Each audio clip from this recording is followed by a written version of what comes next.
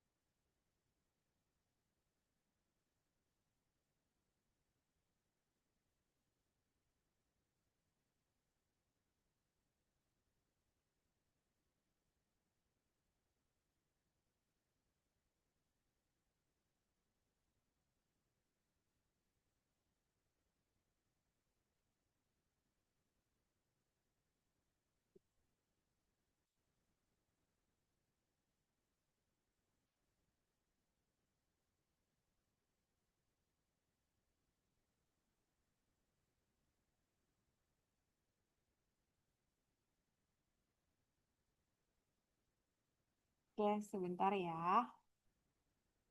Saya mau pastikan dulu tadi.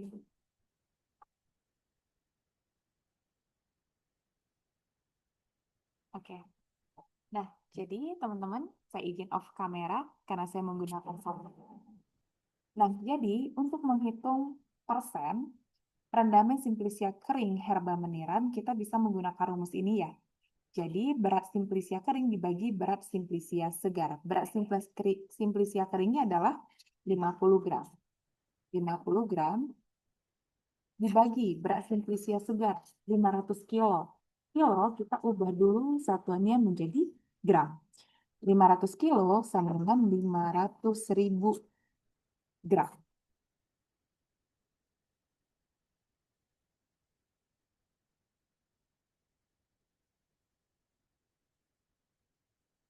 Dikali 100%.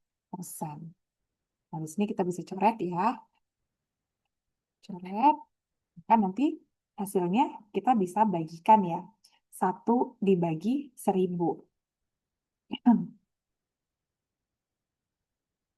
0,001%. Jadi cukup sampai dikali 100 ya, karena persennya menjadi satuan. Seperti itu. Jadi kita bisa ambil kesimpulan bahwa dengan didapatkannya 50 gram simplisia kering herba meniran dari 500 kilo herba meniran segar, maka persen rendamennya adalah 0,001%. Seperti itu. Oke, nah untuk case berikutnya. Untuk case berikutnya kita akan menghitung persen rendamen atau persen kadar sari larut etanol meniran tersebut. Nah, jadi di sini teman-teman didapatkan ya hasil ekstrak kental sebanyak 0,5 miligram. Nah, di sini farmasis, jadi farmasis itu kita ya, kalian yang nantinya setelah lulus di industri obat tradisional akan melakukan penetapan kadar sari larut etanol. Jadi, kadar sari larut etanol ini adalah untuk kita mengetahui berapa banyak ya senyawa-senyawa, komponen senyawa kimia yang ada di dalam herba meniran yang bisa diekstraksi, yang bisa ditarik oleh pelarut etanol. Ya, jadi etanol ini dia adalah pelarut semipolar yang tumbuh di lokasi X menggunakan metode yang tertera di Farmakope Herbal Indonesia. Nah, di sini didapatkan hasil ekstrak konsentrasi 0,5 miligram. Lalu menguapkan 0,5 miligram ini didapatkan dengan menguapkan 20 mili larutan sari larut etanol meniran. Berapa persen kadar sari larut etanol meniran tersebut? Ya, rumusnya sama ya, teman-teman ya. Jadi, persen sari larut etanol sama dengan ekstrak. Berarti ekstrak kental dibagi berat simplisia uji. Nah, kenapa di sini 1 gram? Sedangkan kalau kita lihat di peraturan, di metode yang tertera di Farmakope Herbal Indonesia, itu berat simplisianya adalah 5 gram. Lihat, timbang seksama lebih kurang 5 gram serbuk yang berukuran 4 per 18, masih ingat ya, 4 per 18 ini adalah ukuran serbuknya. Jadi 4 per 18 ini cara membacanya seperti ini. Semua serbuk bisa melewati pengayak nomor 14, nomor 4, tetapi tidak lebih dari 40% bisa melewati pengayak nomor 18 yang telah dikeringkan di udara. Nah, lalu nanti tambahkan 100 mili etanol, dikocok berkali-kali dan dibiarkan selama 18 jam. Nah, di sini teman-teman lihat, saling cepat untuk menghindarkan penguapan etanol, uapkan sebanyak 20 mili. Jadi di sini kita mencari nilai konversi, teman-teman. Nah, kalau 5 gram di dalam 100 mili, nah, kalau di dalam 20 mili, berapa gram? Seperti itu. Jadi kita bisa cari konversi dengan cara seperti ini. Ada beberapa jalan. Ya, 100 dibagi 20 adalah 5. Ya, jadi 100 dibagi 5 adalah 20. Berarti kalau yang di kanan bagi 5, yang di kiri juga dibagi 5. 5 dibagi 5 adalah 1 gram. Jadi, jika 20 mili yang diuapkan, maka 1 gram simplisianya. Oke, atau cara yang kedua untuk menghitungnya adalah 20 mili di sini ditulis X. Lalu kali silang, teman-teman. Kali silang, X dikali 100, 100 X. Sama dengan 20 dikali 5, sama dengan 100. Oke, nah X sama dengan 100 dibagi 100. 1. Berarti 1 gram. Seperti itu. Oke, nah dari situlah muncul di sini angka berat simplisia ujinya adalah 100. Karena yang diiakan hanya 20 mili. Seperti itu. Jadi tidak tertulis, tapi kita harus tahu. Kenapa? Karena metodenya sudah baku. Metode yang digunakan itu yang di Pharmacopoeia Herbal Indonesia. Selanjutnya tinggal kita bagikan berapa berat ekstra kentalnya? 0,5 miligram. Berapa berat simplisianya? 1 gram. Dari mana? Dari sini ya. 20 mili yang diuapkan itu equal atau mengandung 1 gram simplisia. Nah, miligram per gram ini tidak bisa kita bagikan. Kenapa? Karena dia tidak sama, tidak seimbang. Yang satuannya harus kita samakan dulu. Berarti 0,5 miligram dibagi 1 gram sama dengan 1000 miligram. Dikali 100%. Cukup sampai dikali 100. Coret, coret, miligramnya dicoret 0,05%. Seperti itu. Jadi boleh kita ubah ke miligram atau kita ubah ke gram. Boleh. Yang penting dia sama. Seperti itu. Nah, selanjutnya nanti kita lihat 0,05% ini apakah sudah memenuhi syarat atau belum. Sesuai dengan ketentuan di Farmakope untuk mengambil kesimpulan. Apakah kadar sari larut etanol meniran ini memenuhi syarat atau tidak. Seperti itu. Oke.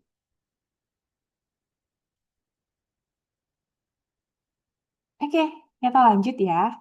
Oke, kita lanjut. Di sini adalah study case-nya terkait persentase ya, menghitung kadar air dalam sampel amnios. Nah, jadi kalau kita menghitung persen kadar sampel, kadar air pada sampel, kita baca dulu ya di sini ekstraksi amniasa dari biji nangka memberikan hasil dengan data grafimetris sebagai berikut ya.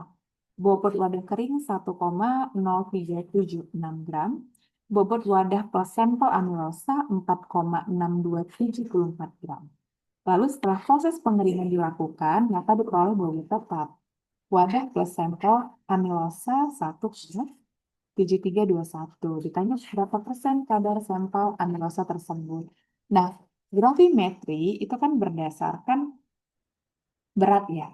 Jadi kita akan menghitungnya itu persen kadar airnya berdasarkan berat yang hilang. Kita bisa lihat dari literatur. Jadi untuk penetapan kadar air, kita bisa menggunakan metode azeotrofi atau metode gravimetri. Kalau metode azeotrofi, kita menggunakan destilasi toluen. Artinya, di dalam labu ini nanti ada simplisida dan juga toluen yang sudah dijenuhkan dengan air toluennya. Jadi nanti yang terbarrel masuk ke dalam kondensor adalah air yang ada di dalam simplisia. Yang kemudian nanti dalam bentuk uap akan ditampung ya di sekali. Itu kita melihat berapa mili kadar air yang ada di dalam simplisia kita uji. Nah, nanti kalau misalnya destilasi, menggunakan metode destilasi, kita menghitungnya itu berdasarkan volume dibagi bobot yang kita uji. Seperti itu. Jadi persentasenya itu volume per bobot. Nah, tapi kalau dengan grafik kita menggunakan oven ya. Di suhu 105 derajat Celcius selama 5 jam, di sini 10 jam. Nah, tapi nanti di soal kita menyesuaikan. Yang dihitungnya nanti berdasarkan bobot yang hilang seperti itu. Itulah kenapa kalau kita balik lagi ke soal, kita bisa hitung berapa banyak ya yang hilang beratnya. Jadi mengestimasikan bahwa air lah yang menguap seperti itu. Nah, jadi kita bisa hitung di sini Setelah dikeringkan, didapat bobot tetap wadah stres dan amilasa 1,7321. Lalu kita kurangkan dengan wadah keringnya 1,037 gram. 0,376 gram dibagi dengan bobot wadah prinsipal amilasa 4,6274 dikurangi sama wadah keringnya. Kita ini ke wadah kering supaya apa? Supaya kita tahu bobot sebenarnya tanpa wadah seperti itu. Lalu dikali 100, maka dapatlah hasilnya 19,35%. Kalau misalnya untuk case tadi ini ya terkait perhitungan kadar air kan tidak boleh lebih dari 10% ya. Nah, ini berarti dia tidak memenuhi syarat. Tapi nanti kita lihat lagi di Farmakope Herbal Indonesia persyaratannya. Oke. Nah, oke, thank you. Cukup sekian untuk study case terkait standarisasi Simplicia.